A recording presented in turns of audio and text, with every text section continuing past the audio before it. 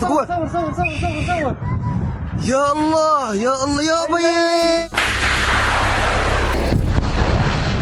ভূরাজনীতির দাবা খেলার উত্তাপ যখন চরমে, ঠিক তখনই এক অভাবনীয় সংবাদের বিস্ফোরণে কেঁপে উঠল পুরো বিশ্ব।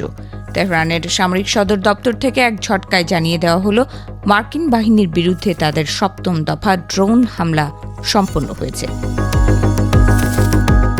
জর্ডানের আজরাক বিমান ঘাঁটি এতদিন ধরে মার্কিন আধিপত্যের প্রতীক হিসেবে পরিচিত ছিল। আজ তা পরিণত হয়েছে ধ্বংসস্তূপে। ইরানের সেনাবাহিনী তাদের সাইকে অভিযানের ৭ম ধাপের অংশ হিসেবে এই ঘাঁটিকে টার্গেট করে।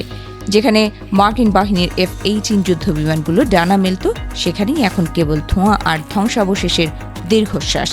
সৈন্যদের আবাসন আর বিশাল অস্ত্রভাণ্ডার গুঁড়িয়ে দিয়ে ইরান যেন এক বার্তা দিয়ে দিল, প্রতিরোধের এই আগুন নেভানো অত সহজ না। ইরানি সেনাবাহিনীর বিবৃতিতে ফুটে উঠেছে এক কঠোর আপোষহীন কণ্ঠস্বর। ওয়াশিংটনের বিরুদ্ধে অভিযোগের আঙুল তুলে তারা জানিয়েছে, ইরানের আকাশ ও জলসীমার পবিত্রতা রক্ষার জন্যই এই প্রতিঘাত। হরমুজ প্রণালীর দখল নিয়ে যে টালমাটাল পরিস্থিতি সৃষ্টি হয়েছে, তা যেন এক বড় যুদ্ধের আগাম বার্তার মতোই। ইরান স্পষ্ট করে দিয়েছে, তাদের সার্বভৌমত্বের ওপর কোনো আঘাতই আর বিনা জবাবে হজম করা হবে না। হরমুজ প্রণালীকে ঘিরে সৃষ্ট উত্তেজনা এখন এক ভয়াবহ সংকটের মোড় নিয়েছে। ইরান ঘোষণা দিয়েছে, মার্কিন এই আগ্রাসন বন্ধ না হওয়া পর্যন্ত আন্তর্জাতিক বাণিজ্যের এই গুরুত্বপূর্ণ পথ বন্ধই থাকবে। তেহরান যেন এক জেদি অশ্বারোহীর মতো অচল, যারা যুদ্ধের হুমকিকে উপেক্ষা করে নিজেদের অবস্থানে অবিচল। বিশ্ব অর্থনীতিতে তেলের যোগান নিয়ে যখন উদ্বেগ বাড়ছে, তখন ইরানের এই অবস্থান যেন এক নতুন ভূরাজনৈতিক সমীকরণের জন্ম দিল।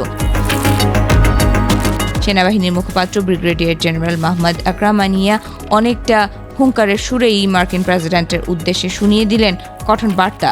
তিনি বললেন, আন্তর্জাতিক আইন আর কোনো দেশের মর্যাদা নিয়ে ছিনিমিনি খেলার সময় শেষ হয়ে গেছে। মার্কিন যুদ্ধজাহাজ বা তাদের সামরিক শক্তির প্রদর্শনীতে ইরান আর নতজানু হচ্ছে না। অস্ত্রের ভাষায় যারা কথা বলছে, তাদের জবাব এখন অস্ত্রের ভাষাতেই দেওয়া হচ্ছে। সেনাবাহিনীর এই বিবৃতিতে স্মরণ করা হয়েছে আয়াতুল্লাহ আলী খামেনির সেই বিখ্যাত উক্তি, হিট অ্যান্ড রান এর যুগ শেষ, অর্থাৎ হামলা করে পার পাওয়ার দিন ফুরিয়েছে। এই ঘোষণা যেন ইরানকে এক নতুন আত্মবিশ্বাসে বলীয়ান করে তুলেছে।